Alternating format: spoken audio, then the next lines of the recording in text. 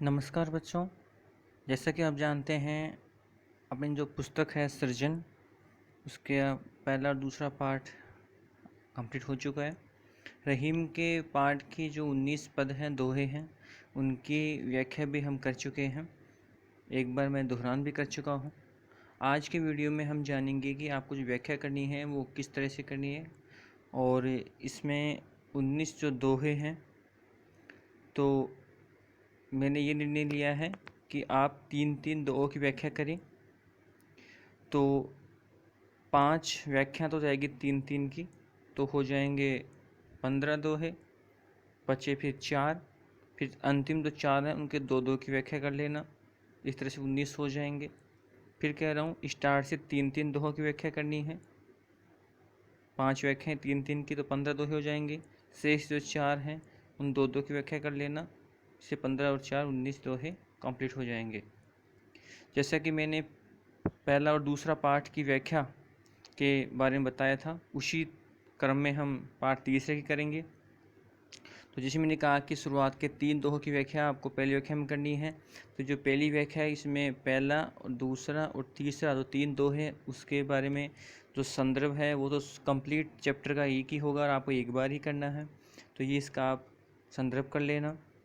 और पहले मैंने आपसे कहा था कि स्क्रीनशॉट ले लेकर आपको करना है। चलती वीडियो में आप ये लिख नहीं पाएंगे, तो इस तरह से मैं इनको रीड नहीं करूँगा, आप इनका स्क्रीनशॉट ले लें और उसके बाद आप आराम से अपनी घर कार्य की जो नोटबुक है उसमें आप कर सकते हैं। तो संदर्भ आपको करना है। फिर प्रसंग, जैसे मैंने बताया था आपको 3 दोहे हैं, तो पहले दोहे का प्रसंग हो गया, फिर आपको पैराग्राफ चेंज करना है, फिर दूसरे दोहे का प्रसंग हो गया, फिर पैराग्राफ चेंज करना है, और फिर तीसरे दोहे का प्रसंग आपको लिख लेना है। तो इस तरह से आपको करना है। तो आपने इसका स्क्रीनशॉट ले लिया होगा। तो ये 2 प्रसंग हो गए हैं। तो ये तीसरा जो प्रसंग है, तीसरा मैं यहाँ रोक देता हूँ स्क्रीन को। ये जो तीसरा है, ये तीसरा प्रसंग यहाँ से शुरू हो जाएगा। उसके बाद जो विशेष आएंगे, तो विशेष का पहला बिंदु आपको ये लिखना है, सरल एवं सरस ब्रजभाषा का प्रयोग हुआ है। दूसरा, उपदेशात्मक शैली, उपदेश दिए गए हैं इसमें। नीतिपरक शिक्षा दी गई है इनके दोहों के द्वारा, नाम ही है नीति के दोहे। फिर ये चौथा, पहले दोहे की विशेष पंक्ति। पांचवा बिंदु, दूसरे की विशेष पंक्ति। और छठवा है तीसरे दोहे की विशेष पंक्ति। जैसा कि आप जानते हैं कि हमने जो पहला पाठ था संतवाणी, उसमें इसी क्रम में इसी तरीके से व्याख्या मैंने बताई थी, आपने की थी। तो इस तरह से आपकी जो पहली व्याख्या है, जिसमें 3 दोहे आ चुके हैं, वो इस तरह से आपको पूर्ण कर लेनी है। आगे चलते हैं। दूसरी है, काज परे यहाँ से लेकर के टूटे मुक्ताहार। तो वैसे 6 दोहे हो गए हैं कंप्लीट स्टार्ट से, और वैसे 3 के हो गए हैं। तो इस तरह से आपको जो प्रसंग है, तो ये हाँ, संदर्भ मैंने नहीं लिखा है क्योंकि संदर्भ एक बार ही करना है, जैसा आप जानते हैं। प्रसंग सबके अलग अलग करने हैं। तो पहले इस दूसरी व्याख्या का पहला दोहा हो गया, ये पहला प्रसंग हो गया, ये दूसरे का हो गया है, और ये तीसरे का हो गया है। तो ये तो आपको हो गए हैं प्रसंग। व्याख्या आपको समझ में आ गई है, मैंने पढ़ा दिया है, रिविजन भी कर दिया इसका। तो इस तरह से आपको कर लेना है। आगे फिर व्याख्या करनी है इन 3 प्रसंग करने के बाद। फिर चलते हैं हम विशेष में। तो वैसे आपको पता है मैंने ये किस तरीके से किया है। पहला बिंदु है तो वही करना है, लिखना है जो पहली व्याख्या में है। दूसरा है, इसमें चेंज करना को व्यंग्यात्मक शैली करनी है पहले दोहे में, तो फिर दूसरे में और तीसरे में संदेशात्मक शैली है। इसका आप समझ रहे हैं। पहला बिंदु वही करना है, वही करना है, कौन सा, ये बिंदु, ठीक है। और फिर दूसरा बिंदु है शैली की, उसमें उपदेशात्मक था तीनों में। इसमें जो पहला है उसमें तो व्यंग्यात्मक शैली है, और बाकी शेष 2 बच रहे हैं उनमें संदेशात्मक शैली। ये आपको अंकित करना है, जिस तरह से आपको याद रखना है।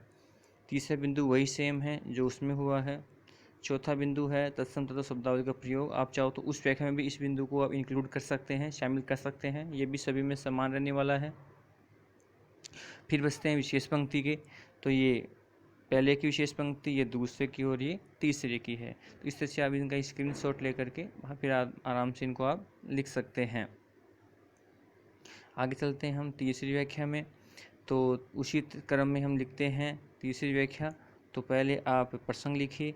ये पहले का प्रसंग है, ये दूसरे का हो गया, और ये तीसरे का हो गया।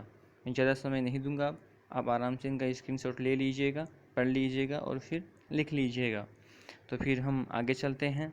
विशेष बिंदु में, तो वही बात है विशेष की, पहला वही सेम है जो पहली व्याख्या में था, लिखना आपको है सभी का। दूसरे में देखिए ये संदेशात्मक शैली, व्यंग्यपूर्ण शैली और परामर्शक शैली, ये क्रमबद्ध है। पहले में संदेशात्मक है, दूसरे में व्यंग्यपूर्ण है और तीसरे में परामर्शपरक शैली है। परामर्श देना, सलाह देना, सजेशन देना, तो ये वो है, तो आप इनको ध्यान रखिएगा। फिर है तीसरा बिंदु वही सेम है जो पहले व्याख्या चल रहा है, चौथा भी वही है, आपको पढ़ना है।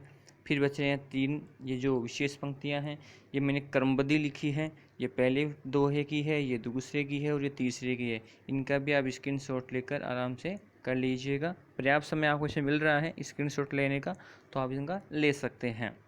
अगली व्याख्या हम चलते हैं हम इसी क्रम में। तो पहले आपको प्रसंग लिखना है, ये पहले का दोहे का प्रसंग है, फिर यहाँ से दूसरे का शुरू हो जाएगा और यहाँ से तीसरे का हो जाएगा। तो आप ध्यान रखिएगा, इनका स्क्रीनशॉट ले लें। तो ये 3 दोहों के प्रसंग हो गया है। फिर हम चलते हैं अपने विशेष में।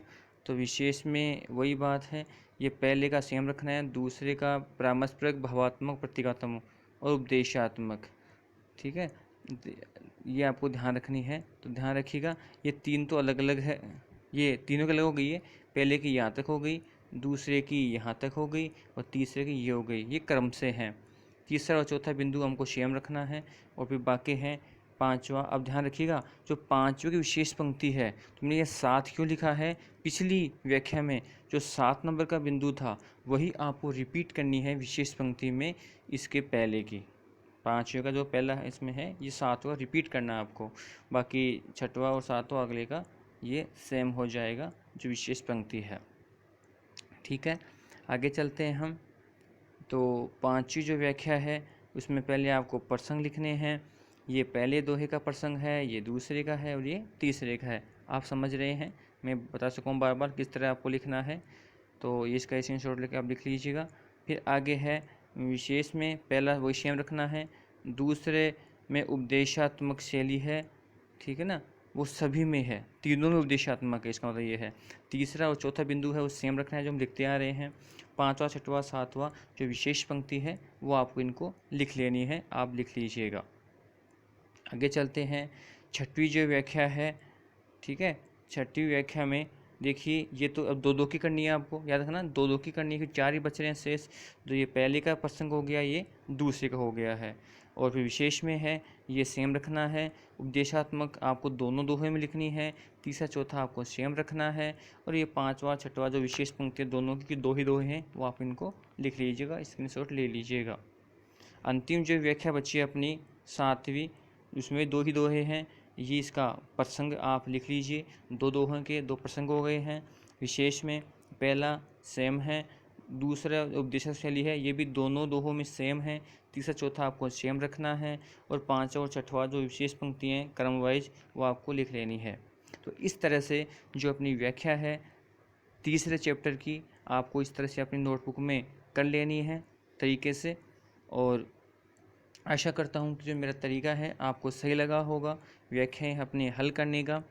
तो इस तरह से जो अपना जो चैप्टर है रहीम का, अब देखिए इसमें जो अभ्यासक प्रश्न हैं वो शेष बच रहे हैं, तो वो हम अगला जो चैप्टर है बिहारी का, बिहारी कंप्लीट होने के बाद तीसरा और चौथे के जो प्रश्न उत्तर हैं वो आप एक साथ कर लीजिएगा, इसमें कोई दिक्कत नहीं है। तो